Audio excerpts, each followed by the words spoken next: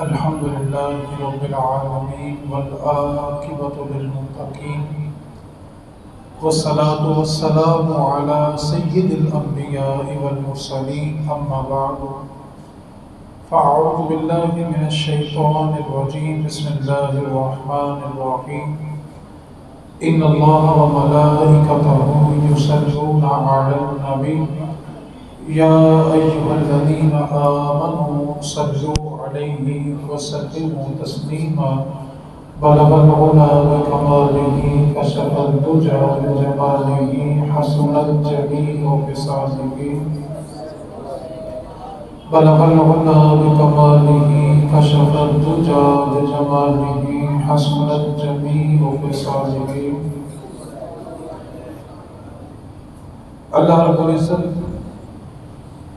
نے آج کی رات کے صدقے سب راتوں کو بنایا اور آج کی رات آنے والے کے صدقے ساری کائنات کو بنایا۔ بڑی مشہور اور بڑی معروف آیت مقدسہ آپ کے سامنے تلاوت کی ہے، ان اللہ و ملائکتہ یصلون علی النبی، کہ بے شک اللہ اور اس کے فرشتے نبی پاک صلی اللہ علیہ وسلم کی ذات پر درود بھیجتے ہیں۔ اب اس آیت میں جو لفظ ذکر کیا گیا ہے وہ ہے یصلون علی النبی، نبی پر درود بھیجتے ہیں۔ یہاں پر لفظ نبی کی جگہ یصلون علی محمد بھی استعمال کیا جا سکتا تھا، یصلون علی رسولہ، اپنے رسول پر درود بھیجتے ہیں، یہ بھی استعمال کیا جا سکتا تھا۔ یصلون علی عبدہ، اپنے بندے پر درود بھیجتے ہیں، یہ بھی استعمال کیا جا سکتا تھا، لیکن یہاں پر لفظ استعمال کیا یصلون علی النبی، نبی پر درود بھیجتے ہیں۔ لفظ محمد ذکر نہیں کیا، لفظ رسول ذکر نہیں کیا، لفظ عبد ذکر نہیں کیا۔ حالانکہ جب معراج کا ذکر کیا تو کیا کہا؟ سبحان الذی اسریٰ بھی، اپنے بندے کو سیر کروائی۔ لیکن جب درود کی باری آئی تو بندے کا ذکر نہیں کیا، کیونکہ اگر بعبدہ ہی کہا جاتا، یصلون علی عبدہ، اللہ اپنے بندے پر درود بھیجتا ہے، تو پھر درود اس دن سے شروع ہوتا جس دن معراج ہوئی۔ اگر ہوتا یصلون علی محمد تو درود اس دن سے شروع ہوتا جس دن حضور پیدا ہوئے اور آپ کے والدہ نے آپ کا نام محمد رکھا۔ درود پھر اس دن شروع ہوتا جب آپ کا نام محمد رکھا گیا۔ اور اگر ہوتا یصلون علی رسولہ تو پھر درود اس دن سے شروع ہوتا جس دن نبی پاک نے رسول ہونے کا اعلان کیا، اعلان نبوت کیا۔ لیکن آیت میں جو لفظ استعمال کیا گیا یصلون علی النبی، نبی پر درود بھیجتے ہیں، تو پتہ یہ چلا کہ نبی پاک جب سے نبی ہیں تب سے اللہ کا درود ہے۔ نبی جب سے نبی ہیں تب سے اللہ کا درود ہے۔ اب خود نبی پاک سے پوچھا جائے آپ نبی کب تھے، تو میرے محبوب نے فرمایا ابھی آدم مٹی اور پانی کے درمیان تھے، تمہارا نبی اس وقت بھی نبی تھا۔ تو جب سے نبی ہے تب سے نبی کی ذات پر درود بھی ہے۔ نبی پاک صلی اللہ علیہ وسلم کے لیے اللہ تعالیٰ نے عالم ارواح میں آج جتنے بھی انسان موجود ہیں وہ جسم اور روح کے ساتھ موجود ہیں۔ آدم علیہ السلام کو پیدا کرنے سے 50,000 سال پہلے جتنے بھی انسان دنیا میں آنے تھے نا، ان سب کی روحوں کو پیدا اللہ تعالیٰ فرما چکا ہے۔ ماں کے شکم میں جسم بنتا ہے اور فرشتہ آ کے اس میں روح ڈال جاتا ہے۔ اور میرے نبی پاک صلی اللہ علیہ وسلم نے فرمایا کہ جن روحوں کا اس جگہ پہ آپس میں میل جول تھا وہی انسان دنیا میں آ کے ملتے جلتے ہیں۔ جو روحیں وہاں پہ نہیں ملتی تھی یہاں پہ آ کے بھی نہیں ملتی۔ اب جتنی بھی ارواح تھی جو اللہ پیدا فرما چکا ہے، اللہ تعالیٰ نے ساری روحوں کو جمع کیا۔ اس میں انبیاء کی روحیں بھی تھیں، مسلمانوں کی بھی تھی، ہندوؤں کی بھی تھی، سکھوں کی بھی تھی، عیسائیوں کی بھی تھی، یہودیوں کی بھی تھی۔ الغرض جتنے بھی انسان دنیا میں آنے تھے اللہ تعالیٰ نے سب کی روحوں کو جمع کیا اور ایک سوال پوچھا. سورہ بقرہ میں اس کا ذکر ہے، پہلے سپارے میں. اللہ تعالیٰ نے ان سے پوچھا الست بربکم، کیا میں تمہارا رب ہوں؟ ساری روحیں جمع ہیں، انبیاء کی بھی ہیں، صحابہ کی بھی ہیں، اہل بیت کی ہیں، مسلمانوں کی ہیں، کافروں کی ہیں، ہندوؤں کی ہیں، سکھوں کی ہیں، عیسائیوں کی، جتنے انسان دنیا میں آنے تھے سب کی روحیں جمع ہیں. سوال صرف ایک پوچھا الست بربکم، کیا میں تمہارا رب ہوں؟ قالوا بلا، سب روحوں نے کہا ہاں تو ہی ہمارا رب ہے. اور مفسرین کہتے ہیں جس روح نے سب سے پہلے اللہ کے رب ہونے کا اقرار کیا تھا نا، وہ روح مدینے والی سرکار کی روح تھی. سب سے پہلے حضور نے کہا ہاں تو ہی ہمارا رب ہے. اب اللہ تعالیٰ نے اپنے رب ہونے کا جب اقرار کروایا تو ساری روحوں کو جمع کیا. اس میں انبیاء کی روحیں بھی تھی، مسلمانوں کی، کافروں کی، ہندوؤں کی، سکھوں کی، عیسائیوں کی، دنیا میں جتنے انسان آنے تھے اللہ نے سب کو جمع کیا. پھر پوچھا کہ میں تمہارا رب ہوں؟ تو سب نے کہا ہاں تو ہی ہمارا رب ہے. اب صرف اتنی بات کا اقرار کروایا کہ میں تمہارا رب ہوں اور جلسہ توحید ختم ہو گیا.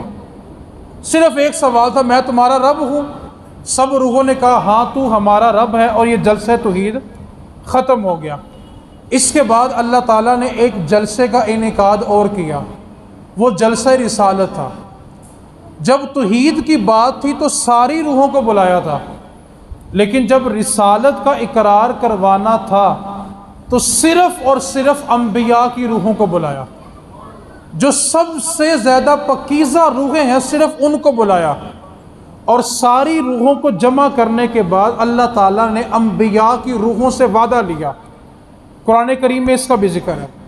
اللہ تعالیٰ نے تمام انبیاء کی ارواح سے یہ کہا کہ جب تمہاری نبوت یا رسالت کا بول بالا ہو، تمہاری نبوت اور رسالت کا چرچا ہو رہا ہو، اور اگر تمہارے درمیان میرا آخری رسول آ جائے تو تم نے اپنی نبوت اور رسالت کو چھوڑ کر میرے محبوب کا کلمہ پڑھنا ہے. یہ اللہ تعالیٰ نے انبیاء سے وعدہ لیا. اب یہ جو میں نے جلسے دو ذکر کیے دونوں کا قرآن میں ذکر ہے. اب آخری جملے میں نچوڑ بیان کرنے لگا ہوں. اللہ تعالیٰ نے جب اپنی ذات کا اقرار کروایا تو کافر بھی آئے، مسلمان بھی آئے، ہندو بھی آئے، سکھ بھی آئے، عیسائی بھی آئے، سب کو بلایا اور پھر پوچھا تھا کہ میں تمہارا رب ہوں؟ سب نے کہا ہاں تو ہی ہمارا رب ہے. لیکن جب تذکرہ رسالت کا ہوا نا تو صرف پاکیزہ لوگوں کو بلایا تھا. اس لیے تو ہم کہتے ہیں سرکار کی محفل کو سرکار ہی سجاتے ہیں اور آتے ہیں وہی جن کو سرکار بلاتے ہیں. ذکر رسالت ہر کسی کا نصیب ہی نہیں ہے. یہ تو اللہ نے وہاں پر نہیں بلایا تو تم یہاں پہ کیسے آ سکتے ہو؟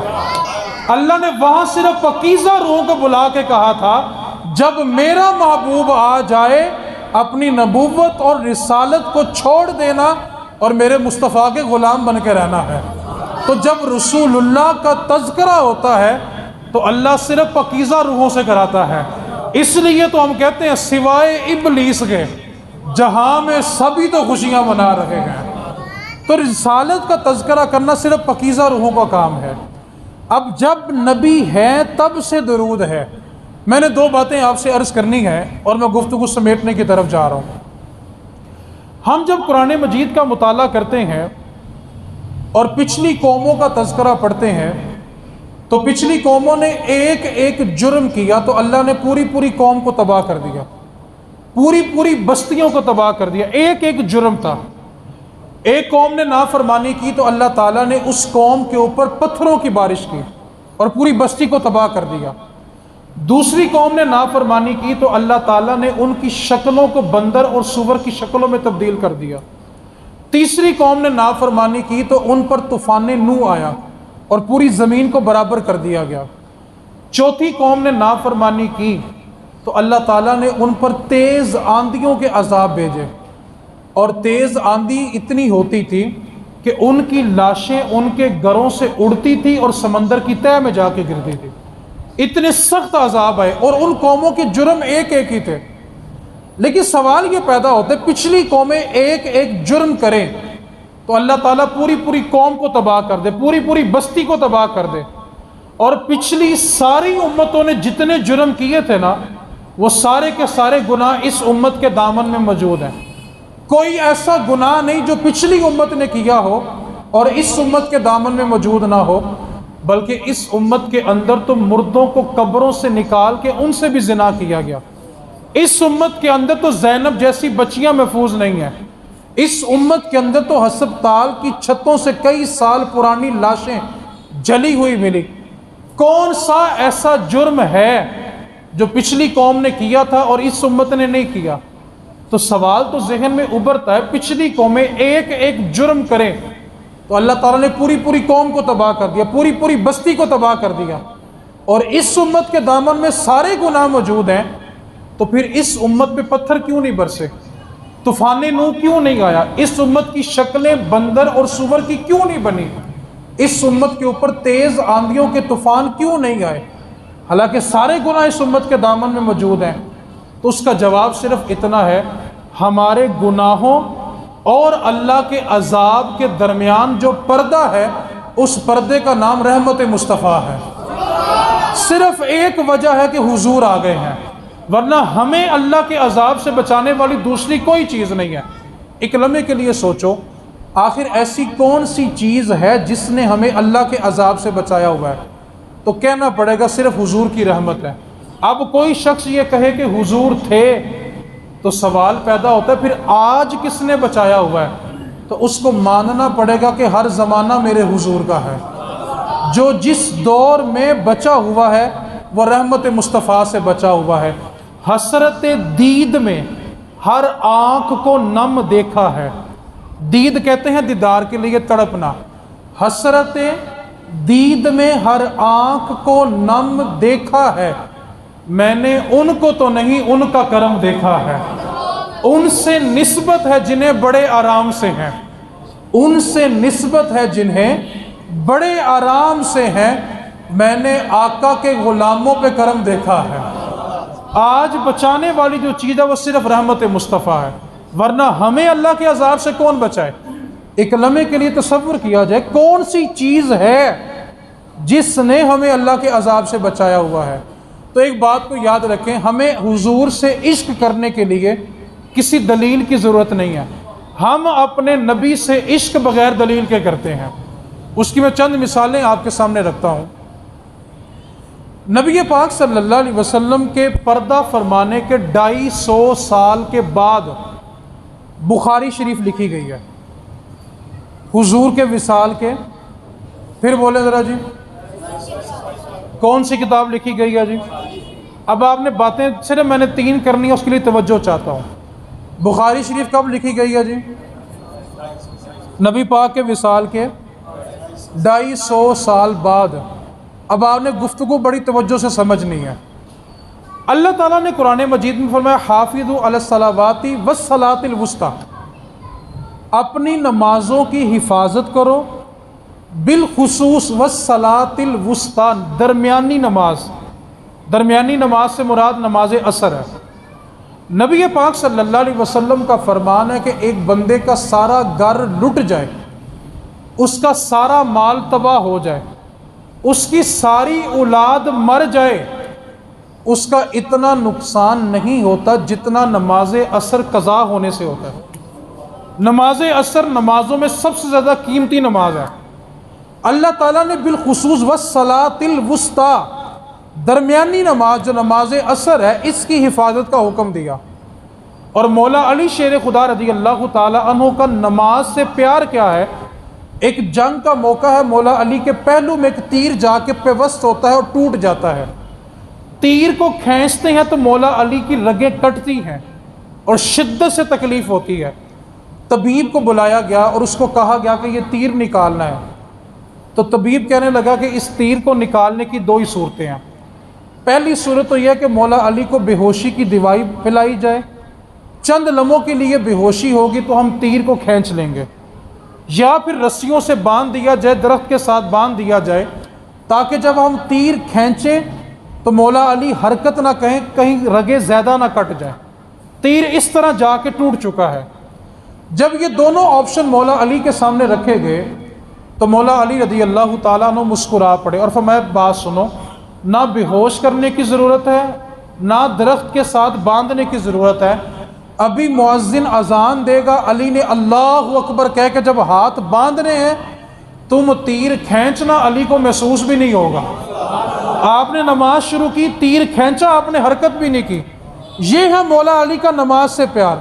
اگلی روایت سنیں، مولا علی شیر خدا رضی اللہ تعالیٰ عنہ فرمایا کرتے تھے جب میرا جی چاہتا ہے کہ میں اپنے رب سے باتیں کروں تو میں نماز میں کھڑا ہو جاتا ہوں، اور جب میرا جی یہ چاہتا ہے کہ میرا رب مجھ سے باتیں کرے تو میں اس کا قرآن پڑھنا شروع کر دیتا ہوں، کیونکہ قرآن میں اللہ اپنے بندوں سے باتیں کر رہا ہے، یا ایھا الذین، اے ایمان والو۔ اب مولا علی شیر خدا پر جب حملہ ہوا نا آپ کو شہید کرنے کے لیے، اور مولا علی زمین پہ جب تشریف لے آئے، آپ کی گردن پہ وار ہوا، امام حسن بڑے بیٹے گھر سے آئے، اپنے بابا کا سر اپنی گود میں رکھا، خون بہہ رہا ہے، جان جا رہی ہے۔ سنتے مولا علی فجر کی پڑھ چکے تھے اور جماعت کے انتظار میں تھے جب آپ پر قاتلانہ حملہ ہوا۔ جب امام حسن کی آنکھوں سے آنسو بہانا تو مولا علی فرمانے لگے بیٹا حسن، علی کی جان جاتی ہے چلی جائے، نماز فجر نہیں قضا ہونی چاہیے۔ یہ ہے مولا علی کا کس سے پیار جی؟ پھر بولیں جی، پھر بولیں، کس کا؟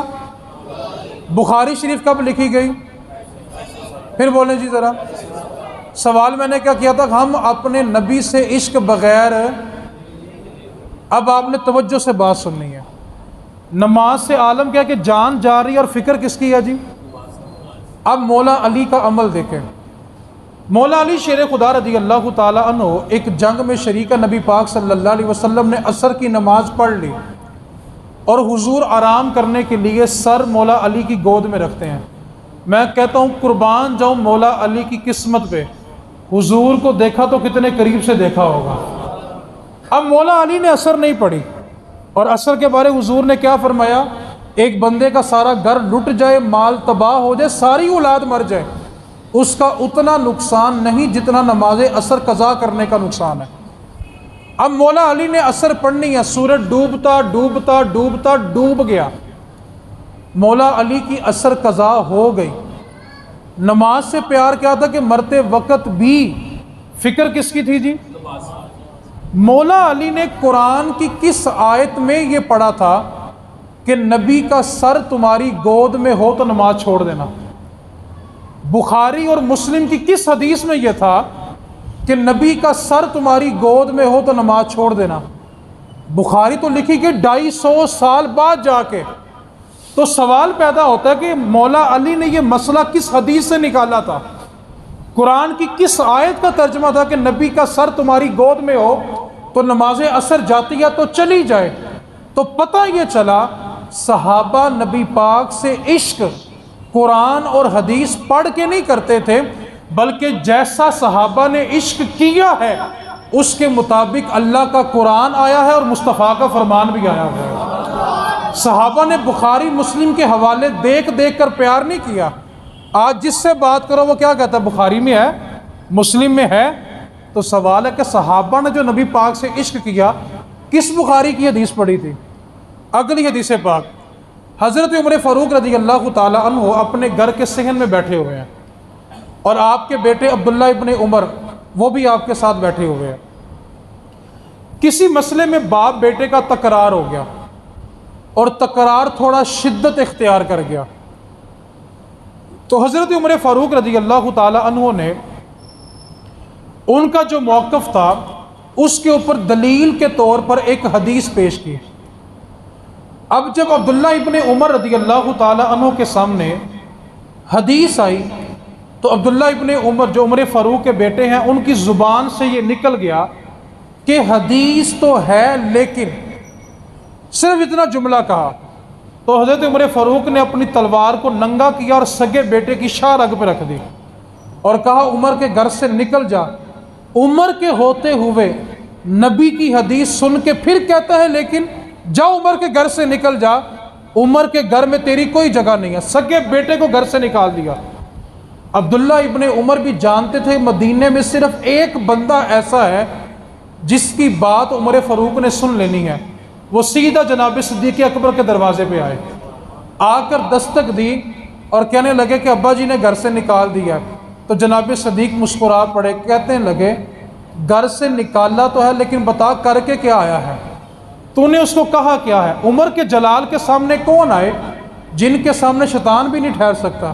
اور میرے حضور کا فرمان ہے جب تک میرا عمر زمین پہ رہے گا جہنم کا دروازہ ہی بند رہے گا، کیونکہ ہر وقت ہاتھ میں کوڑا ہے، مونچھوں کو بل دیا ہوا ہے، جہاں جرم ہوتا ہے وہیں سزا ملتی ہے، گناہ سے پاک کر دیتے ہیں۔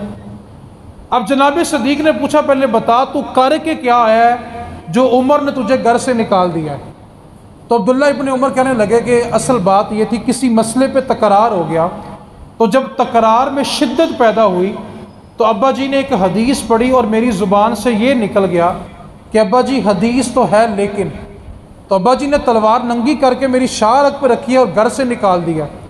جناب صدیق اکبر رضی اللہ تعالیٰ انہوں نے عبداللہ ابن عمر فاروق کے بیٹے کا ہاتھ پکڑا اور سیدھا جناب عمر کے گھر آ گئے، اور آ کر سلام کرنے کے بعد پہلا جملہ کیا کہا؟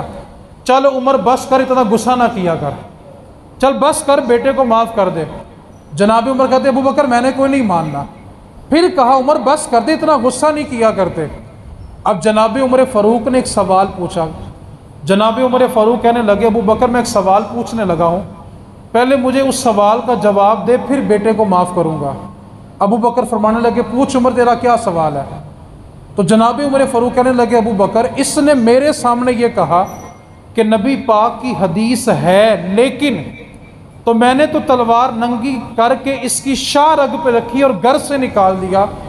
اے ابو بکر بتا اگر تیرے سامنے تیرا بیٹا یہ کرتا تو کیا کرتا؟ پہلے تو بتا، تیرا بیٹا تیرے سامنے یہی کرتا تو کیا کرتا؟ جناب صدیق اکبر فرمانے لگے عمر تو نے تلوار صرف رکھی تھی، ابو بکر نے چلا بھی دینی تھی۔ سوال یہ پیدا ہوتا ہے کہ ابو بکر صدیق نے قرآن کی کس آیت کا ترجمہ پڑھا تھا کہ جو نبی کی حدیث سن کے لیکن کہے اس کا سر قلم کر دینا؟ بخاری مسلم کی کس حدیث میں یہ تھا کہ نبی پاک کا عشق اس قدر ہے کہ جو نبی پاک کی حدیث سن کے بھی لیکن کہے اس کا سر قلم کر دو؟ نبی پاک صلی اللہ علیہ وسلم وضو کرتے ہیں تو وضو میں پانی کے قطرے زمین پہ نہیں گرتے، صحابہ اپنے ہاتھوں پہ ملتے ہیں، چہروں پہ ملتے ہیں، اور جس صحابی کو وضو کے قطرے نہیں ملتے وہ صحابی کے ہاتھوں کو ملتا ہے جس ہاتھوں کے اوپر مصطفیٰ کے وضو کے قطرے پڑے ہوئے ہیں۔ تو سوال یہ بنتا کہ بخاری کی کس حدیث میں لکھا ہوا تھا کہ جب نبی پاک وضو کریں تو پانی نیچے نہیں گرنا چاہیے؟ مسلم کی کس حدیث میں لکھا ہوا تھا کہ نبی پاک وضو کریں تو پانی نیچے نہیں گرنا چاہیے؟ قرآن کی کس آیت کا ترجمہ یہ تھا کہ نبی جب وضو کریں تو پانی زمین پہ نہ گرے؟ حضور اپنا لواب دہن پھینکتے ہیں تو صحابہ اپنی ہتھیلیاں آگے کر دیتے ہیں، اور حضور کے لواب دہن کو اپنے چہرے پہ اپنی داڑھیوں پہ ملتے ہیں۔ قرآن کی کس آیت میں لکھا ہوا ہے کہ جب حضور اپنا لواب دہن پھینکے تو تم نے اپنے چہروں پہ ملنا ہے؟ بخاری مسلم کی کس حدیث میں ہے؟ اب حضور اپنے بال کٹواتے ہیں تو صحابہ کشکول بنا کے آگے کھڑے ہو جاتے ہیں اور حضور کے بالوں کو لینے کے لیے جھگڑا کر رہے ہیں۔ قرآن کی کس آیت میں لکھا ہوا ہے؟ تو پتہ چلا صحابہ حدیثیں پڑھ کے حضور سے پیار نہیں کرتے تھے، بلکہ صحابہ نے جیسا پیار کیا اس کے مطابق حدیثیں آئی ہیں۔ تو صحابہ بخاری مسلم کے رٹے نہیں لگاتے تھے۔ یہ مسئلہ آج پیدا ہوا ہے، اور میں صرف اتنا کہنا چاہتا ہوں ہمیں تو خدا کا پتہ بھی در مصطفیٰ سے ملا ہے، ورنہ ہمارے پاس کوئی دلیل نہیں کہ خدا موجود ہے۔ اگر کسی کے پاس کوئی دلیل ہے تو بتائے۔ ہمیں تو خدا کا پتہ بھی در مصطفیٰ سے ملا ہے، تو جس محبوب نے ہمیں ہمارا خدا میں لایا ہو ہم اس محبوب کا تذکرہ کیوں نہ کریں۔ آخری پیغام اور میری گفتگو مکمل ہو گئی۔ یہ سبق بھی ہے نوجوانوں کے لیے بھی اور بوڑھوں کے لیے بھی۔ سالگرہ کا موقع ہو اور سالگرہ کے موقع پر جس کی سالگرہ ہے اس کو کوئی تحفہ دیا جائے، اور جس کو تحفہ دیا جائے وہ تحفے کی قدر نہ کرے، تو مجھے بتائیں دینے والے کو کتنا کہ دکھ ہوتا ہے؟ میں نے مانگا تو نہیں، صرف دکھ کے پوچھا یار، آپ کو تو بات سن کے دکھ لگ گیا۔ قدر نہ کریں تو کتنا کہ ادھر والے بولو میں کچھ نہیں مانگا یار، دینے والے کو دکھ ہوتا ہے کہ نہیں ہوتا؟ تھوڑا بہت ہوتا ہے کہ زیادہ ہوتا ہے؟ جتنا پیار ہو دکھ اس سے۔ اب آپ نے بات بڑی توجہ سے سننی ہے۔ ابھی ہم نے مسجد کی توسیع کی، ہم اب چاہیں تو پیچھے والی جگہ پہ بھی نماز پڑھ سکتے ہیں، گلی میں نماز پڑھنا چاہیں تو، اپنے گھر میں پڑھنا چاہیں تو، سڑک کے اوپر پڑھنا چاہیں تو، جہاں ہمارا جی چاہے ہم مصلی بچھا کے نماز۔ نبی پاک صلی اللہ علیہ وسلم کی تشریف آوری سے پہلے ساری امتوں کے لیے ایک اصول تھا، جیسے یہ مسجد کی 4 دیواری ہے نا، ہر امت کے لیے ایک 4 دیواری ایک عبادت خانہ خاص ہوتا تھا۔ جس کو عبادت کرنی ہوتی تھی اس کو اس عبادت خانے کے اندر آنا پڑتا تھا، باقی زمین سجدہ کرنے کے لیے پاک نہیں تھی۔ ہر امت کے لیے ایک عبادت خانہ تھا، باقی زمین سجدے کے لیے پاک ہی نہیں تھی۔ لیکن آج آپ کا جہاں جی چاہتا ہے آپ سجدہ کر لیتے ہیں، تو سوال پیدا ہوتا ہے کہ یہ زمین کیسے پاک ہو گئی؟ ہر امت کے لیے ایک عبادت خانہ ہے، اور جس نے عبادت کرنی ہے اس کو اس کے اندر آنا پڑے گا، باقی زمین پاک ہی نہیں ہے۔ نبی پاک صلی اللہ علیہ وسلم نے ارشاد فرمایا، اللہ تعالیٰ نے مجھے 5 چیزیں ایسی دی ہیں جو مجھ سے پہلے اور کسی نبی کو نہیں ملی۔ ان 5 چیزوں میں ایک چیز یہ ہے کہ جیسے ہی میرے قدم زمین پہ لگے اللہ نے میری خاطر ساری زمین کو ہی پاک کر دیا ہے۔ میرا امتی جہاں چاہے سجدہ کرے رب قبول کرے گا۔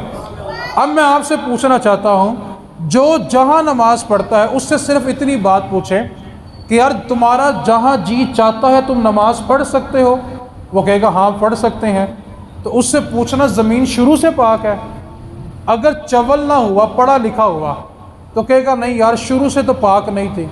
تو پھر اس سے پوچھو کہ سجدہ کرنے کے لیے زمین کب پاک ہوئی؟ تو سوچنے کے بعد بھلا کیا کہے گا؟ جس رات کو حضور آئے تھے۔ یار ہمیں تو اپنے سجدے ثابت کرنے کے لیے بھی حضور کا میلاد ماننا پڑے گا۔ حضور آئے تو زمین پاک ہوئی اور ہم سجدے کر رہے ہیں۔ انسان کبھی شرک سے آزاد نہ ہوتا، انسان کبھی شرک سے آزاد نہ ہوتا، گر دہر میں نور نبی آباد نہ ہوتا۔ کوئی زمین پہ سجدہ ہی نہ کرتا اللہ کو، یہ مسجد ہی نہ ہوتی اگر میلاد نہ ہوتا۔ آج جس کو سجدے کی توفیق ہے، وجہ کیا ہے کہ حضور آ گئے ہیں۔ تو زمین کس رات کو پاک ہوئی؟ جب تو ہمیں تو اپنے سجدے ثابت کرنے کے لیے بھی کیا ماننا پڑے گا؟ اب میں نے سوال یہ کیا تھا کہ تحفہ ملے اور تحفے کی قدر نہ ہو تو دینے والے کو تاڑے دکھ تے بہت دکھ ہو رہا ہے مینوں، دینے والے کو کیا ہوتا ہے جی؟ دکھ ہوتا ہے۔ اب آپ نے صرف ایک جملہ میرا توجہ سے سننا، میں دعا کی طرف بڑھ رہا ہوں۔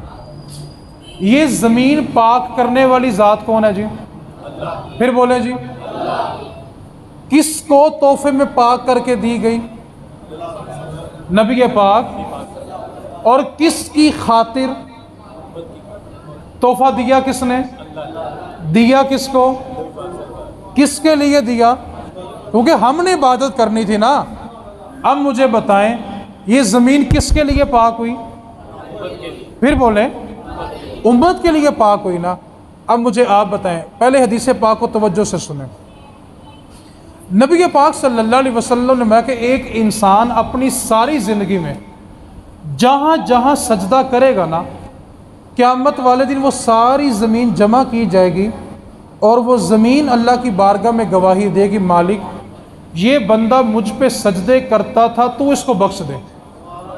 اس لیے علماء نے لکھا کہ آپ نے فرض جہاں پڑھے ہیں تو 2 قدم ہٹ کے سنت پڑھیں، پھر 2 قدم ہٹ کے نفل پڑھیں، تاکہ قیامت والے دن ساری زمین آپ کی گواہی دے۔ جگہ بدل بدل کے سجدہ کریں نا، تاکہ زمین گواہ بنتی جائے کہ مالک یہ پیشانی مجھ پہ رکھا کرتا تھا۔ حدیث پاک کیا کہ بندہ ساری زندگی جہاں جہاں سجدہ کرے گا قیامت والے دن زمین اس کے حق میں۔ اب زمین پاک کرنے والا کس کی خاطر اور کس کو تحفہ ملا؟ امت کے لیے۔ آپ سوچیں یہ حضور کی برتھ ڈے، حضور کے میلاد، حضور کی ولادت پر حضور کو تحفہ ملا، اور سالگرہ کا تحفہ بڑا قیمتی ہوتا ہے۔ اگر یہی امت اس پہ ناپاکی کی حالت میں چلے، جہاں جہاں وہ قدم لگا کر چلے گا، زمین تو قیامت والے دن کہے گی نا اللہ جس امت کے لیے پاک کیا تھا نا، یہی مجھ پہ ناپاکی کی حالت میں چلتی تھی۔ آپ ناپاکی کی حالت میں جہاں جہاں قدم لگا کے جائیں گے نا، یہ زمین آپ کے خلاف گواہی دے گی۔ شریعت کا حکم بھلا کیا ہے؟ اگر آپ اونچی جگہ بیٹھے ہیں اور آپ کو غسل کی حاجت ہو گئی ہے نا، تو اپنے پاؤں کے اوپر کپڑا باندھیں یا شاپر باندھیں اور پھر غسل کے لیے جائیں، اپنا ناپاک قدم بھی پاک زمین پہ نہ رکھیں۔ یہ زمین ہمارے لیے پاک ہوئی اور تحفہ مصطفیٰ کو ملا ہے، اور دینے والی ذات رب کی ہے۔ آج بچوں کو اسکول چھوڑنے جانا ہے، ناپاکی کی حالت میں چلے گئے، ناشتہ لینے جانا ہے، ناپاکی کی حالت میں چلے گئے، اور کئی تو ماشاءاللہ ایسے بھی ہیں کہ سردی کا موسم ہو، سارا سارا دن اپنے رزق کے اڈے پہ ناپاکی کی حالت میں بیٹھے رہتے ہیں۔ نبی پاک صلی اللہ علیہ وسلم کی حدیث پاک ہے، جہاں پہ ناپاک شخص ہوتا ہے وہاں اللہ کی رحمت کے فرشتے نہیں اترتے۔ اور مجھے بتائیں جو اپنے رزق کے اڈے پہ ناپاک بیٹھا ہو، جہاں پہ رحمت نہیں آئے گی، رزق میں برکت ہوگی۔ بعض گھر ایسے ہوتے ہیں جب ان گھروں میں جا کے بیٹھنا ہوتا ہے نا، تو دل کہتا ہے بندہ جلدی جلدی یہاں سے نکلے، بے چینی محسوس ہوتی ہے۔ اس بے چینی کی بہت ساری وجہ میں ایک سب سے بڑی وجہ یہ ہے، آپ یقین کر لیں کہ اس گھر میں کوئی مرد یا عورت ہمیشہ ناپاک رہتی ہے، کیونکہ جس گھر میں اللہ کی رحمت نہیں نہ ہوتی اس گھر سے کوفت ہوتی ہے، دل گھبراتا ہے، وہاں بیٹھنے کو جی نہیں چاہتا۔ اگر حضور کی ولادت کا جشن منانے آیا نا، تو ایک وعدہ آج کر کے جانا، حضور جو تحفہ آپ کو زمین پاک ہونے کا ملا تھا نا، ہم آپ کے غلام وعدہ کرتے ہیں آئندہ ناپاکی کی حالت میں قدم نہیں رکھیں گے۔ تحفے کی قدر کرو یار، یہ زمین کس کے لیے پاک کی گئی تھی؟ اور اگر ہم اس پہ ناپاکی کی حالت میں چلیں، میں نے بے شمار لوگوں کو جانتا ہوں جو مسئلہ، ہمارا شعبہ ہے مسئلہ بتانے والا، بچوں کو اسکول چھوڑنے 5-5 کلومیٹر دور جا رہے ہیں۔ آپ مجھے بتائیں 5 کلومیٹر کا رستہ اس نے اپنے خلاف گواہ بنا لیا کہ تو اس کے اوپر ناپاکی کی حالت میں چلا تھا۔ تو اس واسطے میلاد مصطفیٰ کا ایک درس یہ بھی ہے کہ آج کے بعد اس زمین پہ ناپاکی کی حالت میں جب غسل کی حاجت ہو جائے تو فوراً سیدھا غسل خانے میں چلا جائیں، ٹھیک ہے؟ اس زمین پہ ناپاکی کی حالت میں نبی پاک صلی اللہ علیہ وسلم نے فرمایا جس گھر میں ناپاک شخص ہوتا ہے وہاں رحمت کے فرشتے، جب رحمت نہیں آئے گی تو کیا آئے گی؟ نحوست آئے گی نا۔ پھر بندے کو حساب نہیں لگوانا چاہیے کہ مجھ پہ کسی نے کچھ کیا تو نہیں ہوگا، وہ غور کرے اس نے خود کیا کچھ نہیں کیا ہوگا۔ ہم جلدی جلدی نا بابوں سے تویز لینے پہنچ جاتے ہیں، اپنے گھر پہ اپنی ذات پر توجہ کرے، اللہ کریم اسی میں ہمارے لیے برکت رکھے گا۔ لکھاں لوگ آئے زمانے تے، لکھاں لوگ آئے زمانے تے، محبوب خدا جیا کوئی نہیں۔ لکھاں لوگ آئے زمانے تے، محبوب خدا جیا، لکھاں سونے بن بن بہندے، لکھاں سونے بن بن بہندے، او دی خاکے پا جیا بھی کوئی نہیں۔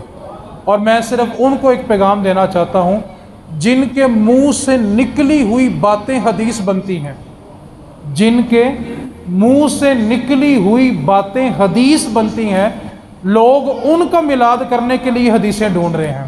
وما علینا الا البلاغ المبین۔